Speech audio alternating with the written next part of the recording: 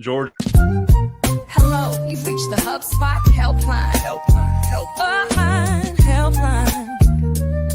Helpline. It's Rob, it's George, it's Casey, and Kyle. Come with a problem and leave with a smile. Every Friday at 3, come and join us as we help you with HubSpot. Open up your LinkedIn, just make sure you call in and leave a voicemail about HubSpot. Make your Friday divine with the HubSpot helpline.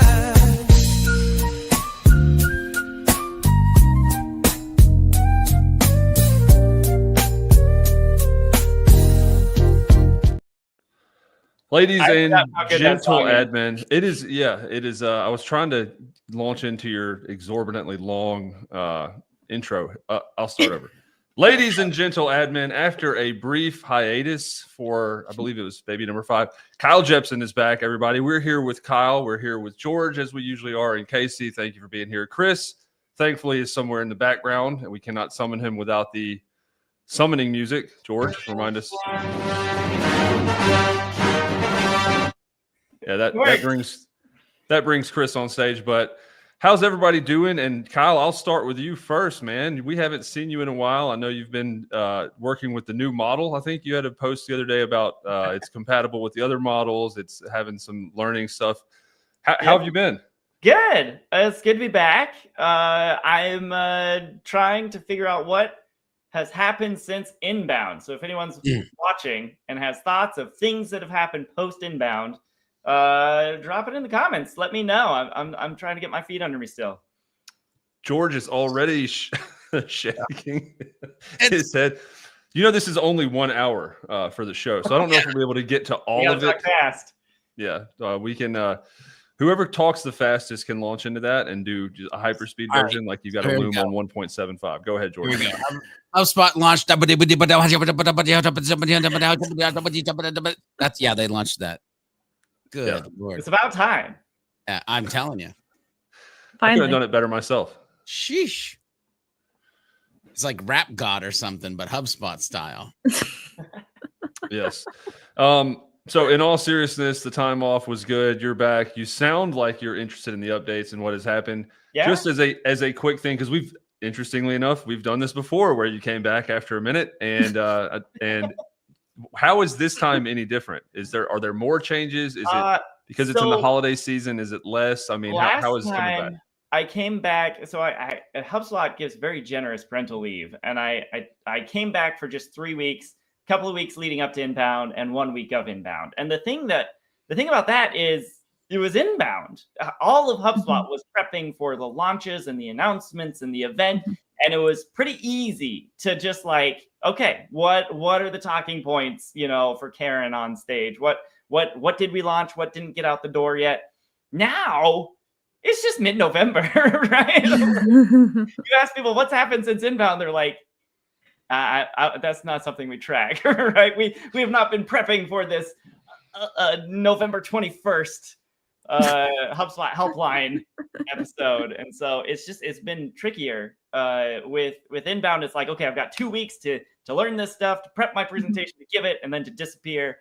Now it's just like, hey guys, what's going on? And everybody's like, I don't know. Updates as usual. I'll go ahead and let's put Casey on the HubSpot on the spot first. Since inbound, I mean, you've been around and been here on this show and been doing other shows with Chris and with people. If you could, I'm going to try to spin a couple metaphors and things into one. If you could tell Kyle that since inbound, at something that is a HubSpot feature or update that you're most thankful for, what would it be? Interesting. Form submissions on company records. So like the new form builder now supports company things? Or? No, the form submissions will show on the company timeline. So if you submitted a form on my website, it would show up on HubSpot's timeline. So then I could see, all of the form submissions that HubSpot has That's submitted on my cool. website. It happens a lot for me, a lot of HubSpot employees. So it still shows on the contact record, but now also shows on the company record, similar to like how calls do and other things that are logged across records. That's great. Yeah. So by the way, I know probably Rob, you might be coming to me, but before you do, I did some quick filtering in the product updates from September 6th to today, and then had to pan through 26 pages. Okay, that's not bad. 26 page only has 4 on it. So 10 times 25, 250, easy math. Thank you, HubSpot. 254 updates since inbound. All right.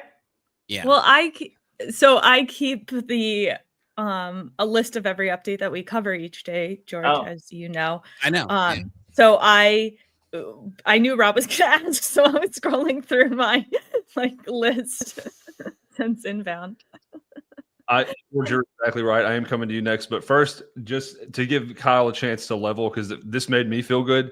Was that something that you knew of, or is this new? Like, I imagine when you come back, there's 254, 64 updates. It's a lot. It's overwhelming, but your experience in being able to get up to speed really quickly. Is that one that you were already aware of and knew and kind of had like function? The forms thing? Yes. No, that was news to me.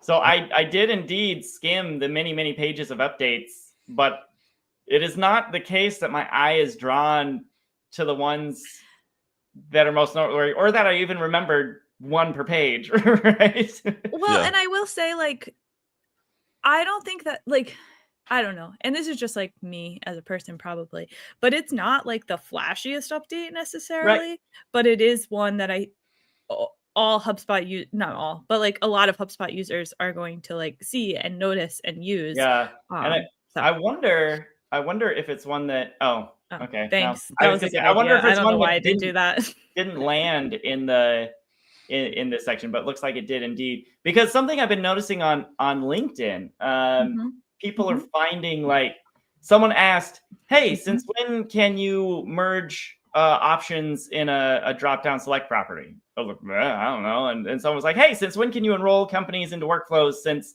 on the company's index page? And I'm like, I don't know. HubSpot has a new head of product. His name's Duncan. And he is really emphasizing like smoothing out the wrinkles and filling in the cracks, and like HubSpot's great at shipping stuff. We gotta fully bake things. And so I suspect there will be a lot of little updates for the foreseeable future, just trickling in where things work the way you always hoped they would. And I think they won't always show up in that product updates tab. I think teams are just really being encouraged to listen to customer feedback, round off the sharp edges, and make everything smoother. And I think we're already seeing evidence of that, which is really exciting to me. Yeah, I wasn't definitely not trying to quiz you or put you on the spot, but more to level with people that are like, oh, if Kyle doesn't know about it, then I feel better not knowing about 200 something plus updates. George, I'll go to you next. Most thankful since, of the 254, you can only pick one. I know that's various. Have you met me? It's hard for me to pick one.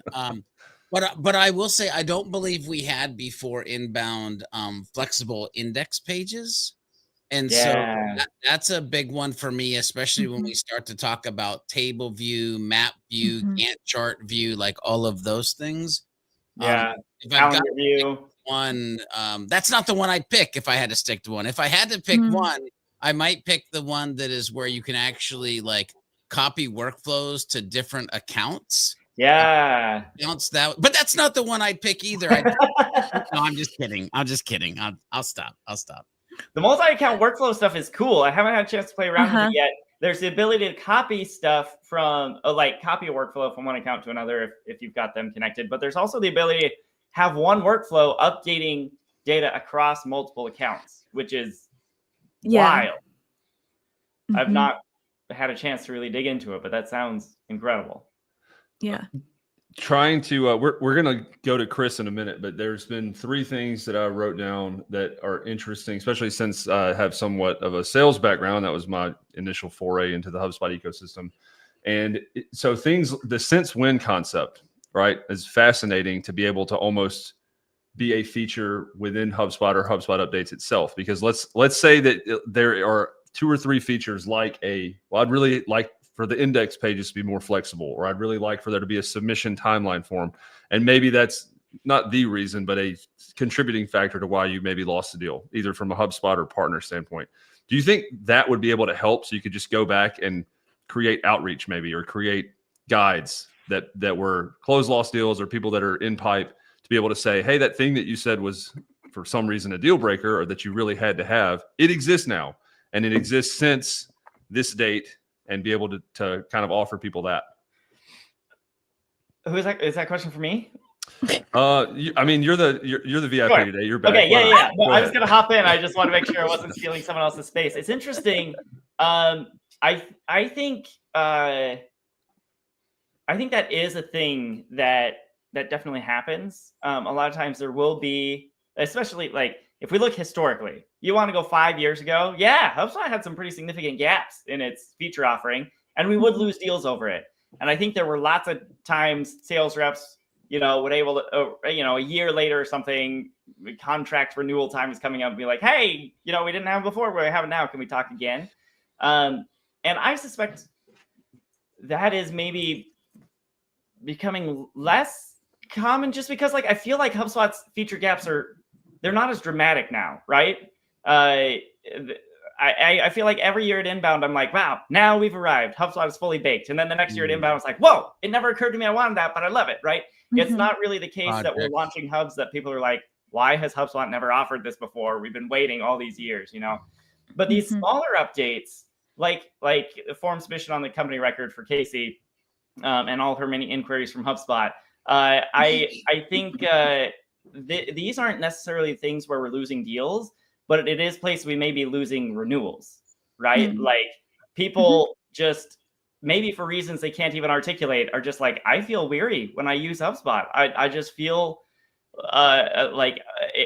this is harder. The repetitive thing I have to do every day or every week is not as easy as I would like it to be. And so letting them know like, hey, now it's going to be much more pleasant. I think is going to be a very new sort of motion for us. We will continue having the product updates page highlighting the big, exciting, splashy features that we think will get us new customers, right? Mm-hmm. But the things that are going to relieve existing customers from some of the pain and frustration they've experienced, we're not going to have a PR release announcing, hey, this thing doesn't suck anymore, right? But like, I wonder if that's like a place this group and like me with what I do on social can provide value. Just as people say like, wow, hey, have you noticed this? There's this cool new little feature. And exactly what Casey said, right? Like it's never going to be headline news, but it means the world to me. Amplifying that, I think that's going to be. That's where it came from, George. I'm just going to mention that, and then I know you want to talk. Yeah. That Casey said it may not mean anything to anybody else, but for me, this is a massive deal because of, so that was where it was. If there's 264 things that are minor, but add up and aggregate to like a better user experience when you're comparing two platforms, to me, that was where the question came from. Go ahead, George. Yeah. So where my brain goes is like, yes, 5 years ago, there were gaps because of other softwares. If I look at it today, it's gaps inside of the software. Let me explain, right? One of the things that happened recently, which I was literally like, I'm on the call with a client and I figure out that we can do this. And it was hallelujah moment, right? It was just like, yeah, let's go. The fact that meetings can now be an object and you do custom properties with meetings. Okay. So, not important to everybody, but to a particular conversation, to a particular client, huge in what they're trying to do, especially when you start to allow your mind to navigate into like synced properties on other records based on like this thing was scheduled and now you can do this thing. Okay. So I would say go past closing a deal, go past like a renewal of a current customer. These little things that Kyle's talking about, these things that are like closing the gap inside of HubSpot, I would say that it's the word we're looking for is trust. Yeah. You trust in the actual platform that is HubSpot, trust in the way that I can manage my data inside of trust in the process that I can build now because HubSpot is paying attention to kind of ironing out the pieces. That's where my brain goes. Is like I have another update that happened where now you can actually bidirectionally sync owners with Salesforce and HubSpot. That was huge for another client, right? It built trust for them in the process. That's where I think we're at. We're in a world where every little thing that could happen is dependent upon like a group of individuals that then can have the right conversations. Yeah. Yeah. And I think HubSpot is big enough now that even, it used to be an update that made the day of 1% or 0.1% of our user base affected like 5 people. Right now, that's a big chunk of people, right? It really matters. Even though it's a small percentage of our users, maybe it's a large number of individual human beings. And I think it's really exciting that HubSpot's starting to pay attention to these things. Well, that I'll steal a Georgism. Words are important. And HubSpot's motto has always been solve for the customer, which is singular, by the way. Customer is a singular of customers. So if they can do, something that is impactful to 1 or 2 people, like Casey Hawkins, now that they're at this level and so big, that may not be 5 people, like you said, anymore, but like 500, 1,000 people that for whatever reason, these 1 or 2 little things, bidirectional sync from that could move the needle, right? And restart the conversation or the thought process about moving over. Chris, if you are listening to this, same question to you, buddy.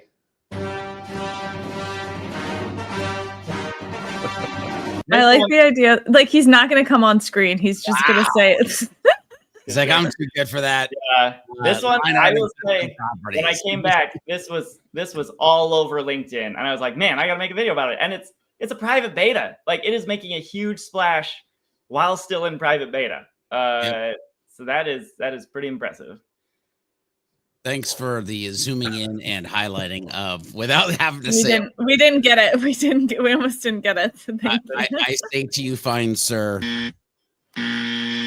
Yeah. Come on stage next time. Jeez. Yeah. I don't know. He's an accomplished 21st century mime. That's what that was.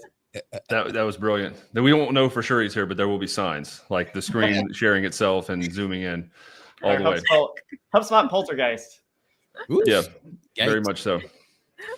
I have some other questions I'm not sure if I can ask, but since you are back, you had mentioned well, I mean, you can share them or not, and then we can move on. But it may be too recent of you having been back, but I know with that mention of it's in private beta, but everybody's freaking out about it. And you referencing for inbound, it was different because we had a bunch of stuff that would either get fully done, ready, and Karen would talk about it and give like the spotlight on it or not. Is there anything that you can talk about or hint at that is slated for March or 2026 that people should be excited about? I have not heard a thing. I will say Spring Spotlight is happening, but that is as much as I know.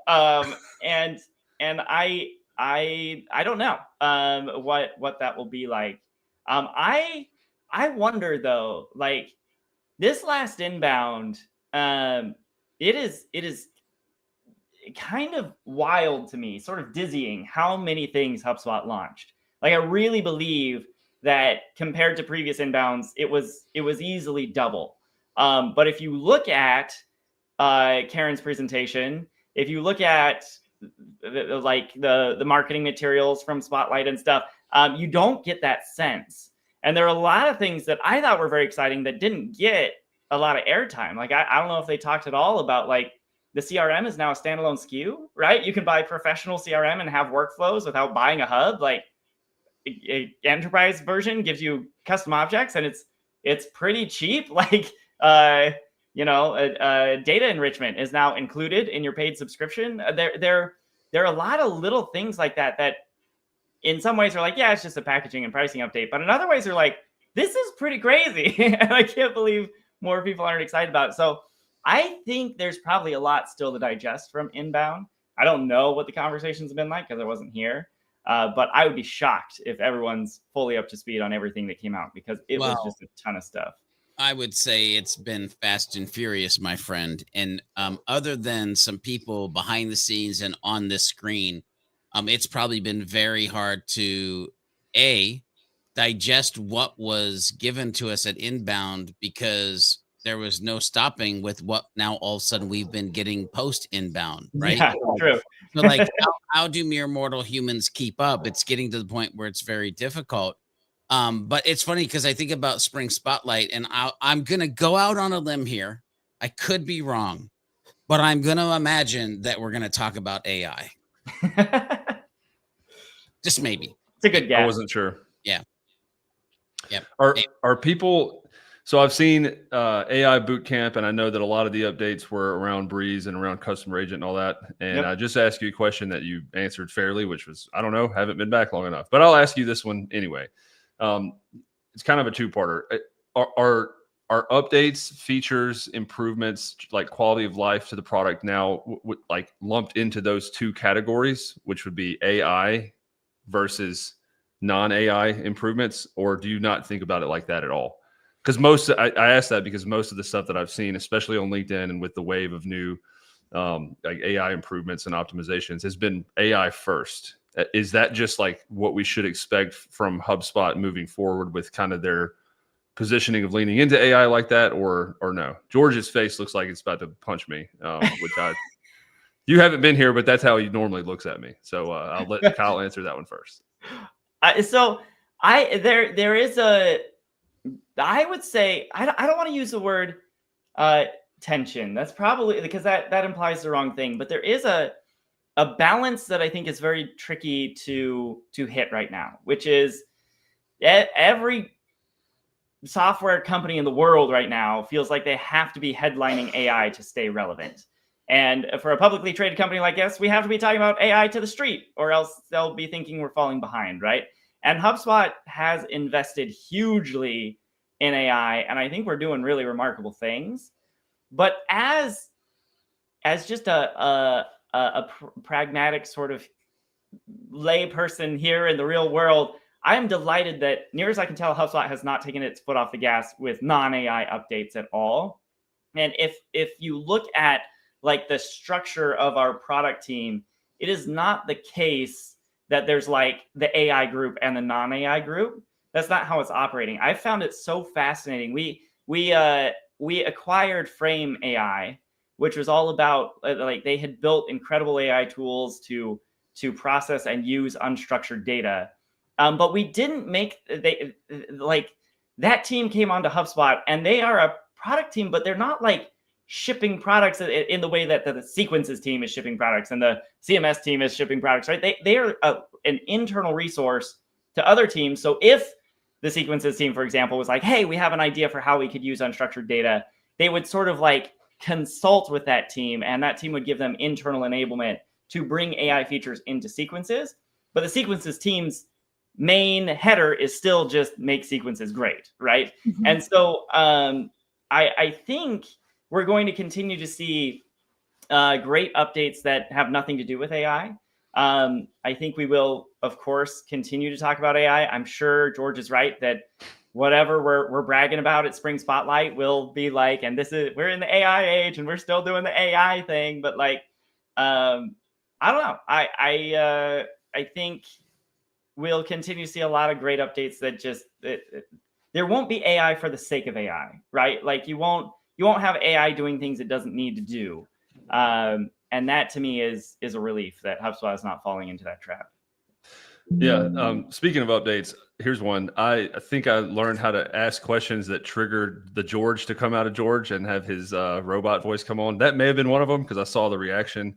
But if Casey or George wanted to address that, it was intentionally framed like that, not necessarily because the people on this call feel that way, but out in the ether and on LinkedIn, where that's the majority of the types of updates and news and whatever that you're seeing. I wanted to get it out there. So first of all, what triggered me, just so you know, is you used the word AI first.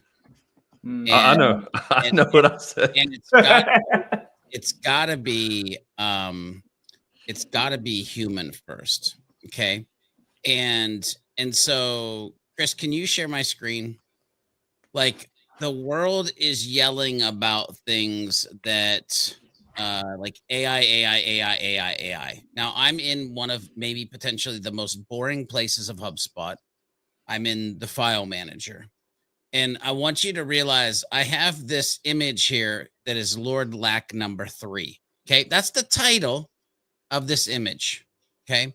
I'm going to go ahead and upload a file, and I'm going to upload Lord Lack 33 because that's not Lord Lack 3. That's a different file name extension. And HubSpot's going to be like, hey, wait a second. I know this is a different name, but it's the same file. Do you want to keep uploading this, or do you want to just use the original one? Now, you can talk about AI all you want, but I'm going to talk about the hundreds of thousands of people who aren't going to have a big fat turd in their file manager anymore moving forward. Like, that's the thing. Like, there's so many things that are happening that have nothing to do with AI that are just as impactful, if not more, from a like structural, organizational process standpoint. That like we, so like first of all, AI assisted, yes, keep going, HubSpot. Like the fact that I now have memories in Breeze Assistant app on my mobile phone is the bombdiggity.com. But the fact that I can't upload Lord Lack 33 over Lord Lack 3 is pretty dang dope as well. Mm-hmm. And there has to be this like happy medium, because here's what's going to happen. Like if you continue to do this, like AI, what people translate to credits, and you're going to burn people out.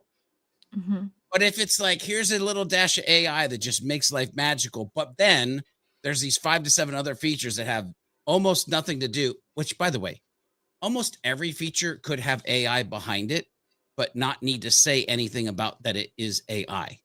Mm-hmm. Or similarly, could be done without AI. A story on that front, when was it? Was 2023 the year of AI? Is that when like ChatGPT made a big splash and HubSpot and everyone else went all in on AI? Whatever year that was, the importing team came out with the feature where if you import a spreadsheet that has a column that's mapped to an enumeration property, like a drop-down select, and if there are things that don't, like they're misspelled or something, there's like this magic button you can push that'll do fuzzy matching and be like, oh yeah, that should have 2 T's in it or whatever, and clean it up. I love this update. It's fantastic. And I was talking to Alex, who leads the import team, and I was like, this is one of my favorite uses of AI so far. It's so elegant. And he was like, that's not AI. I was like, what? But it's got like a little lightning bolt symbol. He's like, yeah, no, we did not need AI for that. It's just simple fuzzy matching, same as we've been doing in technology for years, right? And for me, it was just like, okay, awesome, that's great. Because and I think if we want to talk about like a business justification for this, which I don't think we need to do, but like AI is resource hungry, right? It's expensive, and like I am delighted that we're not falling into the trap. What is it people say? When all you have is a hammer, everything looks like a nail. We could do everything with AI, right? We could make every feature an AI feature, but we shouldn't, and we're not. And so that's great. Preach that. That'll preach all day long right there. I'm just saying, not everything should be AI. Yeah. Human first, Rob. Yeah, I know. Well, I'll let Casey elaborate on this, but as a point, if anybody tuning in or is not as familiar as we are with George B. Thomas, the fact that you can speak to the human first part of this as one of, I don't know, one of the top 1 or 2% of AI users and people that have, you have a clone like you. There's a difference in somebody like me that hasn't invested hours upon hours and made practical use of this and has as much HubSpot expertise as you do, saying, oh, AI is first, AI is great, or vice versa, versus somebody that has intimate, in-depth knowledge of both and still has the opinion that no, human first, right? Yeah. You literally Dikembe Mutombo'd me right here live. Exactly, bro. So, except I did it like this. Humans.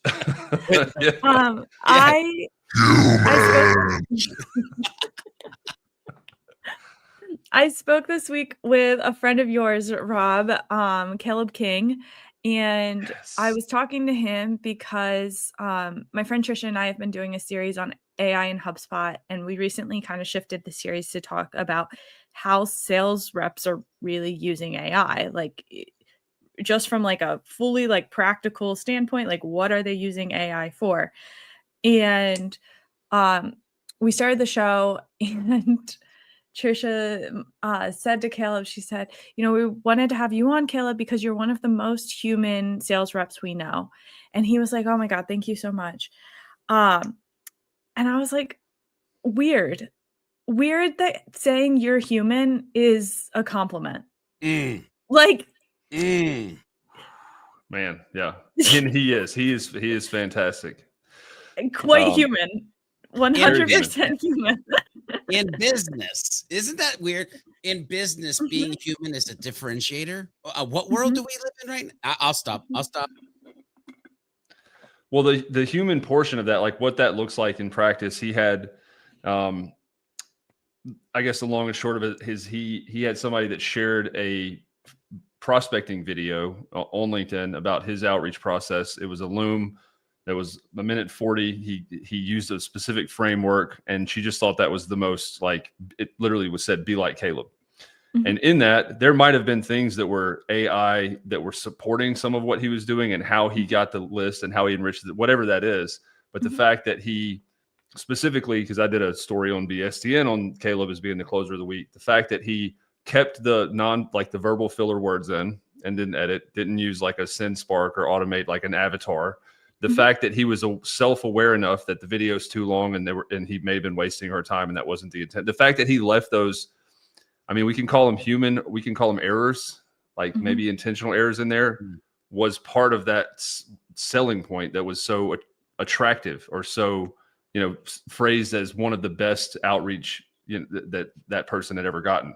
So that's a really interesting talking point about like when did being called a human like register as a compliment, but you are right. And he told me, which really surprised me, he doesn't really use AI to write outreach. He'll use it to summarize calls, and then he'll edit the summary. But he doesn't use AI in his outreach. And that, I mean, truly surprised me. One, because I have said, not as a joke, that I haven't written an email in years. But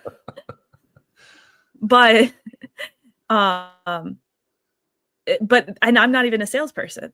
So but I think that's what, when I say like he's human, I think that's what I mean. And Yeah. it's interesting to see what pieces people want to keep with them. Kyle, I think it was you, I heard, there's an app that you can create videos of people. Why am I not thinking of the app's name right now? Are we talking about HeyGen? HeyGen, you can like make an avatar of yourself. You can create a video saying whatever. And I remember when I first heard about it, being like, that's amazing, that's crazy, blah, blah, blah, blah, blah, blah. And I'm pretty sure it was you, Kyle, who was like, I'm not going to use that. I like making videos. That's my whole thing. Yeah, it was Inbound a year ago. They announced HubSpot had a HeyGen integration, and so many people at Inbound were like, "Hey, you're going to use that now? It could save you a lot of time. You make a lot of videos." Like, no, it slow me down, and like, this is what I do for fun, right? Like, I'm good at this. Have AI do the stuff you're bad at. Have it do the stuff you don't enjoy. But for me, like, to have to write out my videos and then let some avatar say them instead of me just turning on the camera and saying whatever pops in my head would be, I would not like my job anymore. That would not be as fun for me.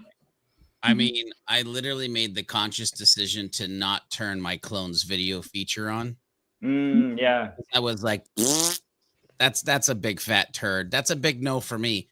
Like, I'm the guy who rolled through like 2014, the year of video. 2018, the year of video. Like, I've been doing videos since 2013, and it's like, why would I stop now? Like, and by the way, I'm saying that in a guy who has gone to HeyGen, has built my avatar, has thrown in my, like, done all the things, and then I sit and watch it and I go, no, you're not seeing the light of day. No, Yeah, you're also the guy who just said, I decided not to enable the video feature on my clone. Like, I don't have a clone. So. Yeah, you can call it, you can type it, but no, I'm not turning the video feature on. No. Yeah, speaking of human, I have one that maybe is for a little bit later, unless Chris wants to throw a call or a Reddit mailbag in. But I had an experience, Casey, as somebody that has identified themselves as like an email marketer, by where you started. For the first time recently, I got something that was, I just have to assume after the end of this story that it was an AI-based outreach. And it was the first one that I have responded to. It was incredibly well done. It referenced something from LinkedIn recently. It had a metaphor in there. There was like, it was really well done. So I said, like, I don't know what this is, but I'll bite. Like, I'm interested. Send a response back. The next day, from the same person, I got a different, lesser value quality of email that had completely disregarded, didn't even see the response that I sent at all. It would have been like me saying, yeah, I'm good. And then saying, hey, Rob, recently saw something on, like, so that there are components and almost steps within the AI integration process, if you will, that make a lot of sense. And then there are ways you can completely destroy that veil of intimacy by one thing being off. And that was it for me. Rob, you should have replied and been like, HubSpot sequences have a switch for that. That's what you should have replied. Hey, just, what I actually switch for that. What I actually sent was a picture of me. I wrote on this page over here and just sent a selfie that said, you got me. That was it. Lord help us. That was pretty wild. The other thing, oh, here he is. We didn't even play the music. Chris, was that you that sent me that email? No, that was not me. I wanted to ask something else that was big that happened at Inbound. Loop marketing, you might remember that playbook being announced. Oh boy, here we go. What's the vibe, either internally or in your your closest feedback circles? Are we still excited about that? Are we still figuring it out? Kyle, that one's for you. In the couple months I've been hanging out with the baby, he hasn't mentioned loop marketing once, so it's not taken hold in the rising generation. I have no idea what's been happening out in the business world. I was not there. That was so well played, fine sir. Does the baby have any opinion? No opinions on the loop? No. I mean, never mind. I think I know where you were going to go with that. I'm going to go with marketing, but I'll just leave it. He's doing plenty of that. But yeah, well, got a duty to handle anyway. I like you said I'm going to leave it, and then you didn't. You didn't leave it. I'm a child. I'm just a big child. I'm sorry. It was teed up. You would have been remiss to have not taken that opportunity. You said it was teed up. What? Nope, never mind. Sorry, my bad. Kyle's he's immune to it. He's like, I deal with this every day, and have been. Chris, by the way, interjected himself to ask a question about 20 minutes late, which shout out to him for coming back in and closing the loop. But George, you talk about, and I would love to hear Kyle's opinion on this, but it seems as if one of the function and purpose that I've primarily heard of for AI is to scale in efficiency and with HubSpot, like the unstructured to structured data is to augment and assist the human. For me, that allows for scale, but intimacy and scale almost seem like an oxymoron. So with what Casey said about Caleb and how he chooses not to use AI, like he might use it maybe to enrich data, but he'll edit the email himself. Are those like, can the two coexist? Can you have a better, closer, more intimate experience for the buyer and be able to scale that, I guess, is the question. Yes, you can, but then you have to pay attention to speed. See, here's the thing. What's happening, and not across the board. I don't want to just say like across the board, but if you look at most humans, what they do is they use AI to see how fast it can go, not how good it can go. And so, like, for instance, one of the things that I've been working on, I shared this with Nico and Chris on the AI show that we did this morning, that I've been working on the superhuman framework for over a year now. And I've always had this dream of like, it could be personalized at scale for like different directions instead of just being just for marketing or just for the thing. And because I've taken time and because the power that AI has gotten to, literally probably stayed up way longer at night than I should have, but I can take you to a conversation with Gemini 3 where there's an entire website's worth of copy ready to be launched. And it's the superhuman framework for leaders, for marketers, for sales teams, for service teams, for individuals, and I even threw in a kicker, superhuman framework for pastors.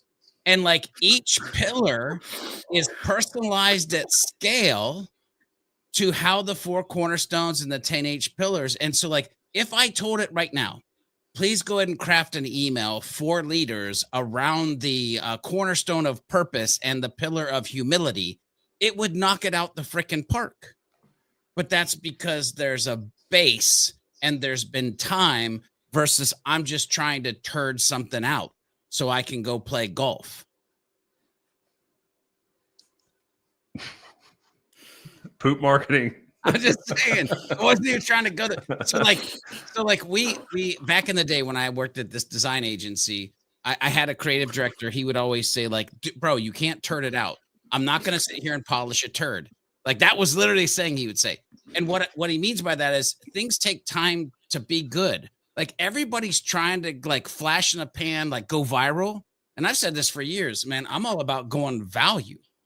And so if you go value and you have that mindset with AI, sure, you're focused on how can I get like time to first value to the human, but it's because you've taken the time to get your AI to be the tool that actually enables you to get there.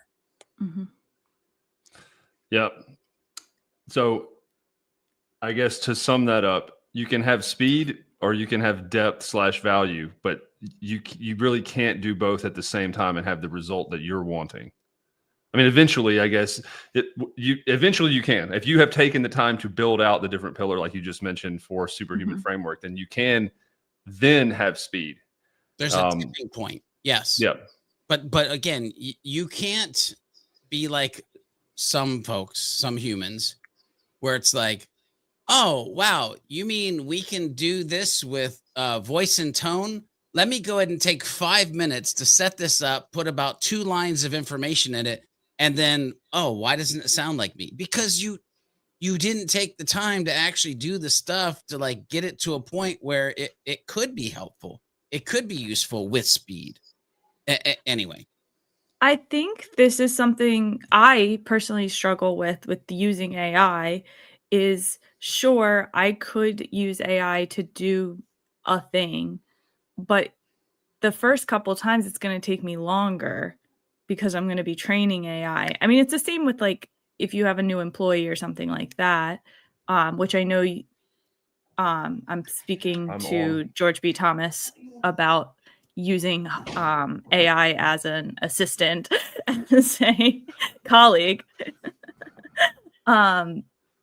But I think that's a hesitation a lot of people have with it. But see, Casey, this is not any different hesitation than any business owner has had in life in general. Well, I could hire that human, but then I'd have to slow down and onboard them.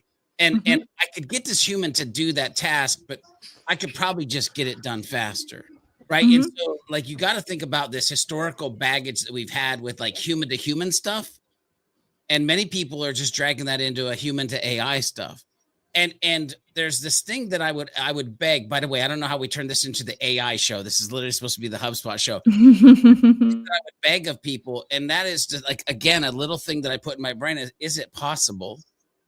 And maybe I don't know if it'll take more time. So for instance, one of the things that I've started to do with big projects is like, I'll give you an example.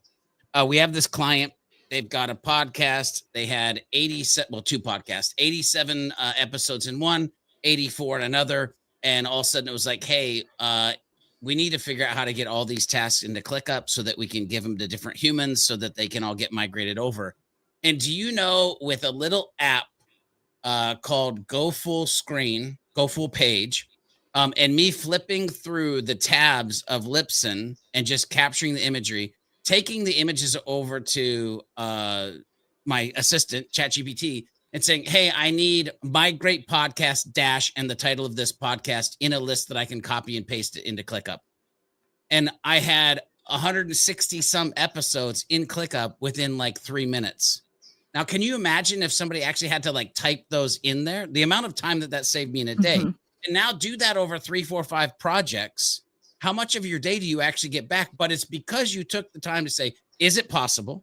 You took time to actually learn how the thing works. And you've been building a base along the way because you're not afraid to hire like something to do the job that it's meant to do. By the way, like I can't see Kyle and talk about jobs to be done and not think about Clay Christensen, right? And it's like, well, I would love, oh God, somebody make a clone of him. I would love to hear him be able to spew on what the jobs to be done with AI is all about. Because like, I just think some of us are just getting it fundamentally wrong. Okay, back to HubSpot. Yeah, I'll say to quash, if I think is quash a word, to quash a fear. We are talking about AI, but it's for humans, and I think it's been very grounding, and that's what that's what's top of mind anyway. So we can pivot off of that. The last thing that I'll say on that subject of speed to scale and like the intern angle, Jason Limkin, we did this recently. Jason Limkin just had a 6 months AI SDR like results. You know, he had AI SDRs. The bullet points on that was his takeaways. You know, if you don't know Jason Limkin, go follow him. He's a brilliant SaaStr guy. AI SDR scale what's already working. They don't fix what's broken.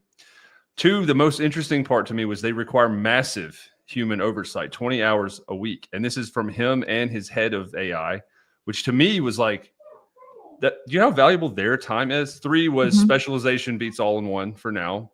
4 is there was an unexpected direct selling capability. The TLDR on that one is for like lower value things or products under $1,000. They could just close business by themselves autonomously. And then another second most interesting one was you need to budget $50,000 to $100,000 per platform along with the time. So that somebody had just mentioned, I think George, I think it was you, was like, is it worth it? Like, is that type of thing worth it? And I think part of the answer is like, if we can ever get it nailed down and figure it out, the upside eventually would be unreal. Now, 20 hours a week plus that type of budget doesn't make sense now. But yeah, I just wanted to share that example. Kyle, your thoughts?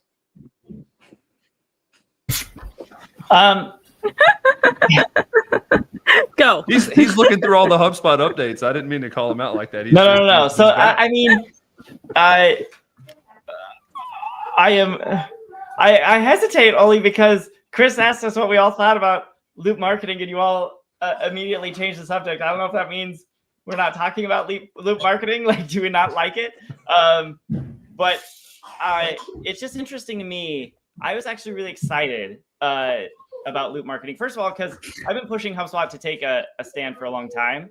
HubSpot founded itself on inventing how to get found on the internet. I think it's time for us to lead the way again and how to get found on AI, how to succeed with AI.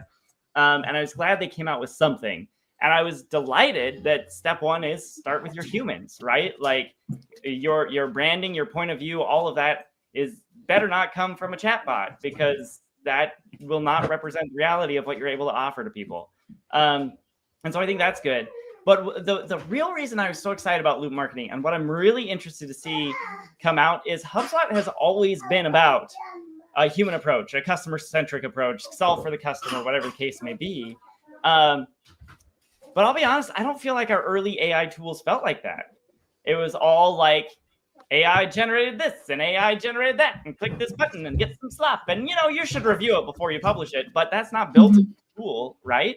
And I really hope that now that we have a codified methodology that says this is the right way to use AI tools, that in the coming months and years, you will see our platform and tools and future developments aligning to that.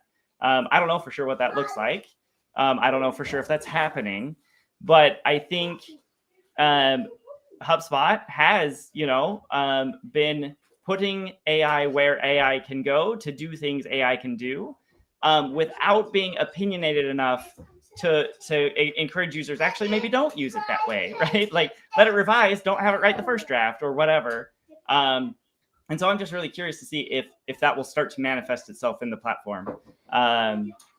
But hearing all of you talk about this, like I've said before, and I don't think it's that creative say, in the early days of HubSpot, SEO was like, that was early days, right? And there were all kinds of black hat tendencies, right? Keyword stuffing and these sorts of things to trick people into landing on your website. And then maybe they'll do business with you, right? And it's just like, now we're that for AI, right? We're going to see just a deluge of AI generated emails that are just as irrelevant as old non-AI cold outreach was, but at a much higher velocity and volume, right? We're going to see websites that are just garbage. We're gonna have to get through this, but I'm hopeful that humanity as a species will at some point realize, like, yeah, none of us really like this, and then start pruning away and just keeping AI where it actually matters, and then focusing on that to make it do those jobs exceptionally well. Yes. So very well said. I'll say amen to that, but then I will say, Kyle, because we did quickly go off of the loop marketing conversation. I'll let you know that I've been spending a copious amount of time trying to battle the confusion that has landed in some humans' brains around where this fits into everything. So, for instance, we did 2 episodes of the Hub Heroes podcast on the first stage. We did 2 episodes on the second stage. We're doing an episode next week where Chris is coming into the show just to give his thoughts on some of the cool, radical, insane, and downright stupid stuff that was said on the first 4 episodes that we invested on loop marketing. And my plans is we'll probably do 2 for the 3rd stage and 2 for the 4th stage, because everything that I saw post inbound was everybody was trying to cover loop marketing in one video. And I'm like, that ain't getting it, ladies. Yeah. I don't know what you guys are trying to do, but that ain't getting it. Like this is so much deeper. And so we've been trying to like bake it out and have conversations around it. And again, not for an SEO play, not for an AEO play, but for the humans need to understand it so they actually implement it. So they use HubSpot to do it. Like, anyway. You accidentally summoned. Hang on, not this time, buddy. There we go. Yeah. Okay. He said something very specific that it would be great if, or HubSpot's role is to bring out the playbook so that everybody knows how to use AI tools to get this done. That's not what I'm hearing people look to this for. Instead, it's how do we do AEO? How do we move from SEO to AEO as quickly as possible? You look at the loop marketing playbook, it's all like AI search and AI everything. And, but also the traditional, like, okay, so this is how we got to get leads now. Oh, okay. That's the new framework. And when you hear really smart people, like, it's really hard to stay away from that narrative. I think it's bang on the money what this framework represents. And that's where, when you talk about scale and speed, and Gabe McCarthy, you mentioned, right, the speed does, honestly, the speed is the scariest part for every single human being involved in this right now. But when you can make the intentional choice to try and move at speed, that's my favorite hack to share, because it forces you to innovate the process around showing up at speed. And you can those processes must have AI baked in if you are showing up every day with value. Yeah. So that's what I'm excited to talk about on the podcast on Monday. So, I don't know why you say something about the way you said that has sparked a thought in my mind that I've never had before, and I would love for you all to weigh in on. Yeah, the old inbound methodology attract, convert, close, delight, right? I'm going to posit that was what you should do. It was focused on, this is the order of steps. You need to do this. And then once you've done that, you can do this. And once you've done that, you can do this.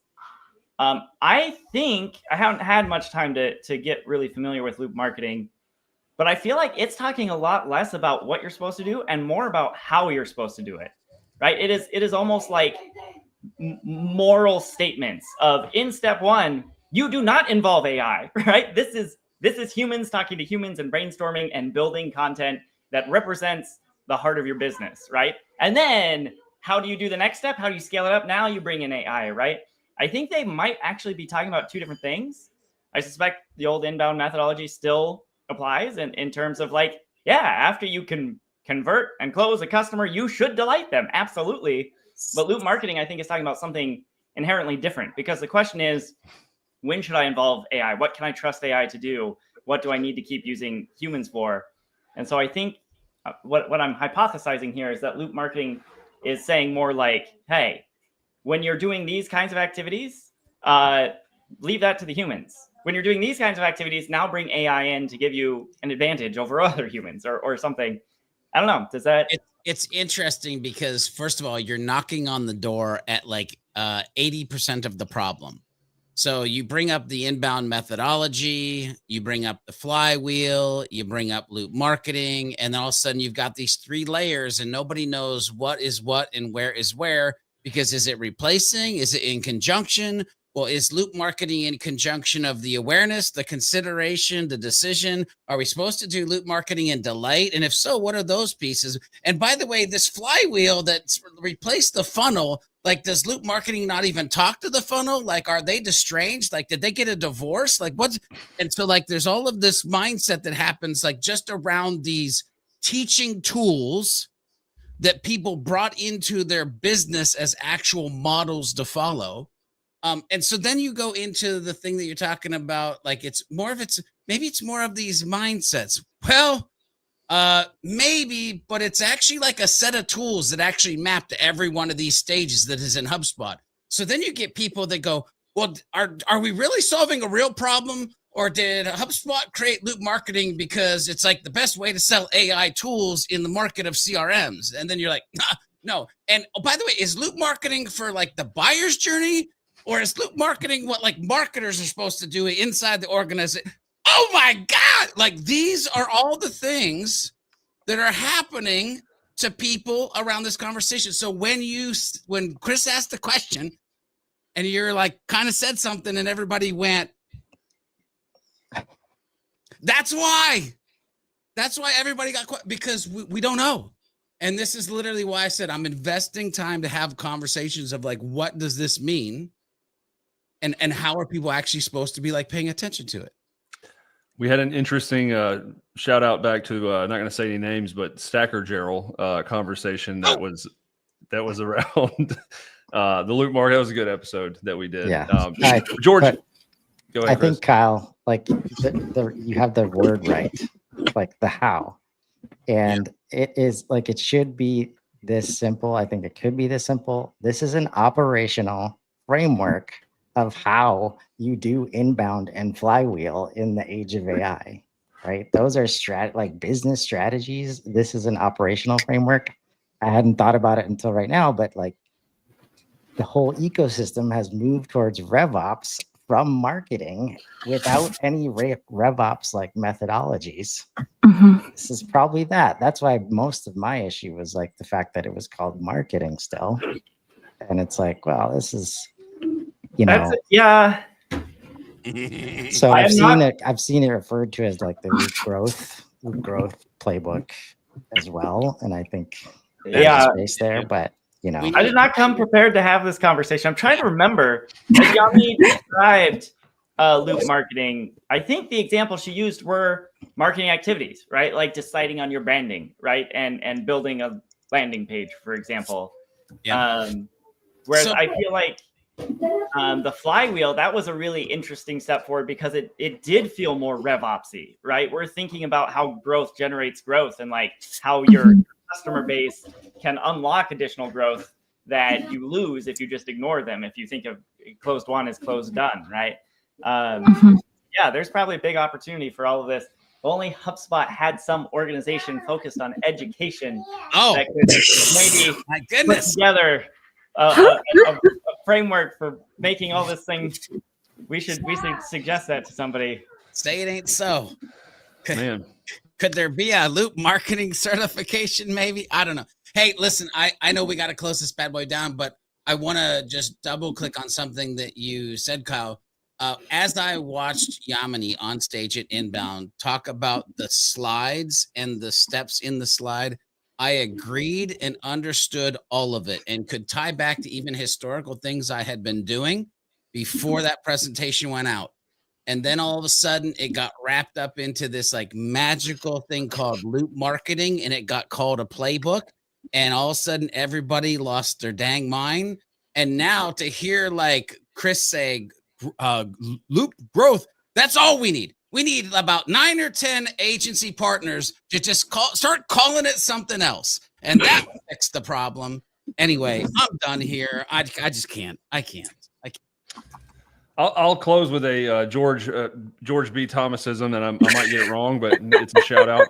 I think that part of what we can do is what George has done and what Kyle's about to do now that he's back, which is George, correct me, and we'll end the show with this. Speed without direction is reckless. And the direction I think that we need to go is down at depth into understanding of what it is we're dealing with. Yeah. As always, thank you for tuning in. Welcome back, Kyle Jepson. Congrats on baby Benjamin. And thanks for all your phone calls, everybody. Absolutely. We'll see you next Friday, 2:00. I don't know. It's the day after Thanksgiving. Oh yeah, no, I won't be here. I won't be here. I'm off that day, my friends. I mean, we'll just play. We'll play a full hour of the Imperial March music. We'll see you when we see you. Happy Thanksgiving, everybody. Bye. Hello, you've reached the HubSpot helpline. Helpline. It's Rob. It's George. It's Casey. And Kyle. Come with a problem and leave with a smile.